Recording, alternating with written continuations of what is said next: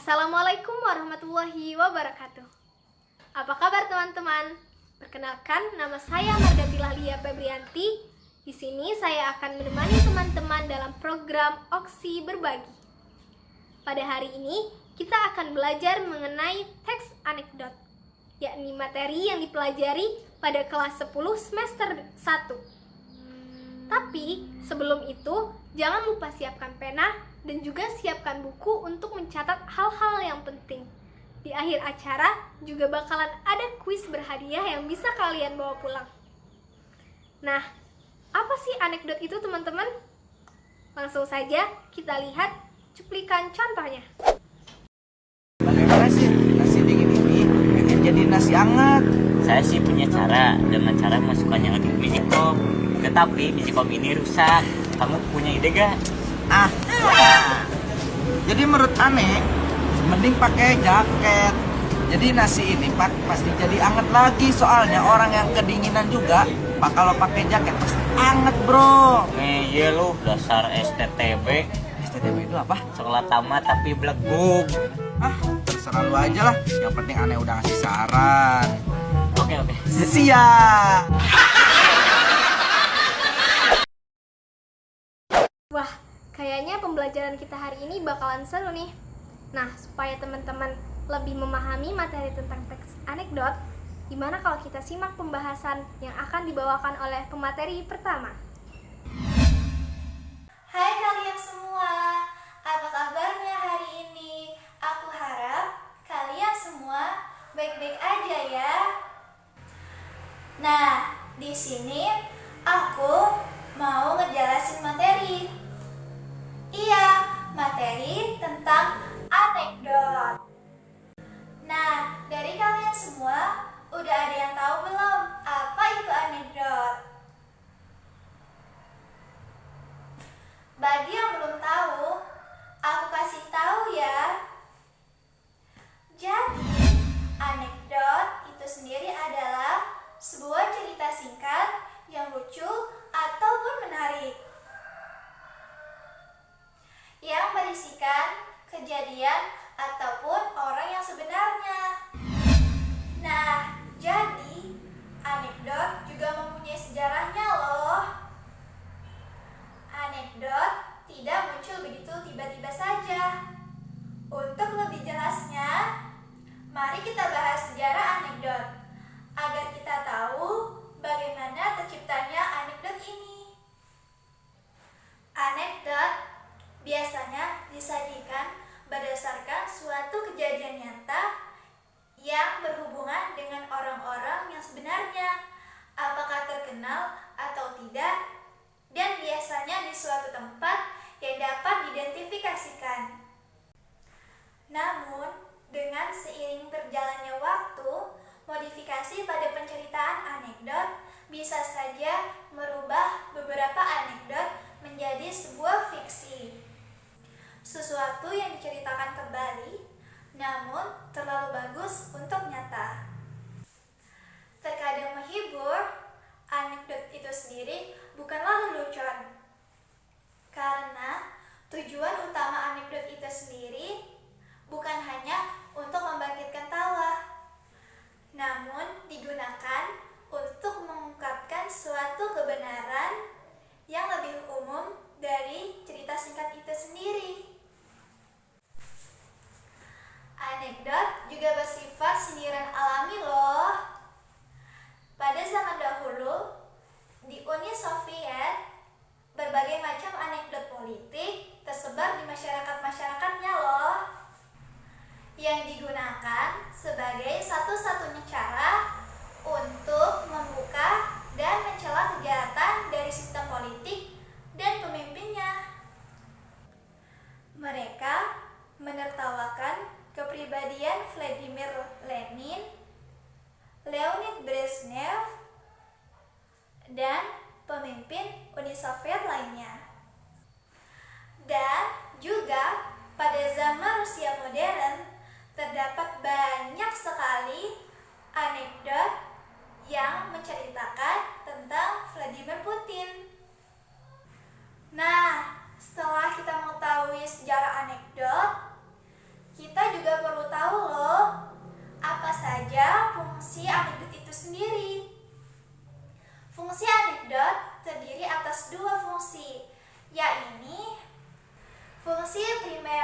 yang digunakan sebagai sarana ekspresi yang berhubungan dengan ketidakpuasan.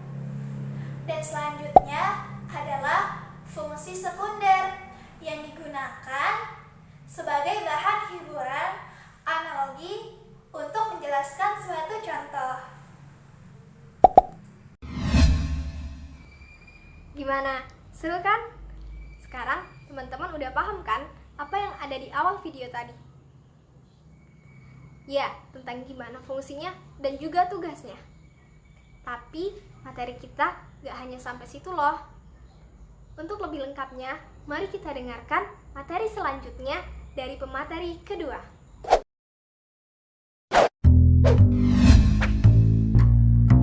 Hai teman-teman, di sini saya akan menjelaskan beberapa materi. Pertama kita mulai dengan tujuan dari teks anekdot. Tujuan dari teks anekdot itu sendiri adalah yang pertama untuk menghibur, yaitu dengan tawa, gairah, dan hiburan untuk pembaca. Yang kedua, mengkritik, yaitu untuk menyampaikan kritikan secara tidak langsung dengan cara menyindir baik secara halus atau secara kasar.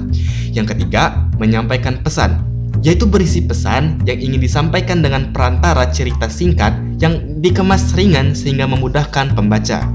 Lalu anekdot ini punya beberapa ciri-ciri loh teman-teman. Ada 4 ciri-ciri utama. Nah, ciri-ciri yang pertama bahwa anekdot itu memiliki sifat yang humoris, lucu, menggelitik, dan berbau lucon, tetapi juga menyindir. Nah, buat ciri-ciri yang kedua, bahwa anekdot terselip kritikan di dalamnya. Untuk ciri-ciri yang ketiga, bahwa anekdot itu merupakan bentuk suatu teks yang hampir menyerupai perumpamaan. Untuk yang terakhir, ciri-ciri anekdot ialah menampilkan tokoh atau orang-orang yang merupakan orang-orang penting atau orang-orang yang sudah dikenal.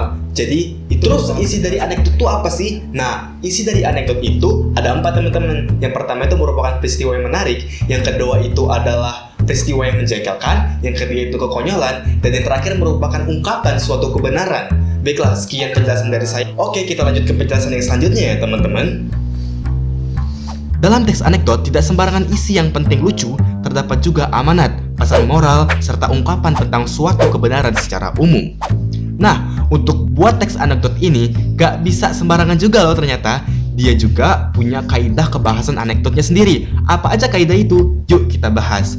1. Diawali dengan abstraksi dan diakhiri dengan koda. Abstraksi, apa itu abstraksi? Abstraksi adalah pendahuluan yang menyatakan latar belakang atau gambaran tentang isi suatu teks. Sementara koda adalah bagian penutup yang biasanya diawali dengan kata itulah, akhirnya, dengan demikian, atau sehingga. Yang kedua, menggunakan konjungsi untuk menyatakan peristiwa atau akibat. Konjungsi adalah kata hubung. Nah, contoh konjungsi yang sering digunakan dalam teks anekdot itu, contohnya itu setelah, lalu, kemudian, maka, karena, oleh sebab itu, dan lain sebagainya. Yang ketiga, menggunakan pertanyaan retorik.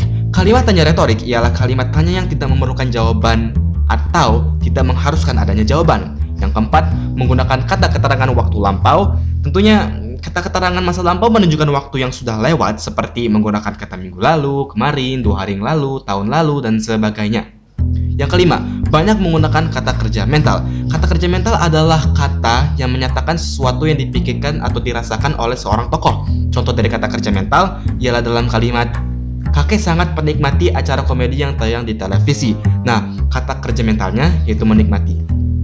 Yang keenam, menggunakan kalimat perintah. Arti kalimat perintah ialah kalimat yang isinya menyuruh orang lain untuk melakukan sesuatu yang kita kehendaki. Nah, kalimat perintah jika dilisankan berintonasi naik di awal dan berintonasi rendah di akhir.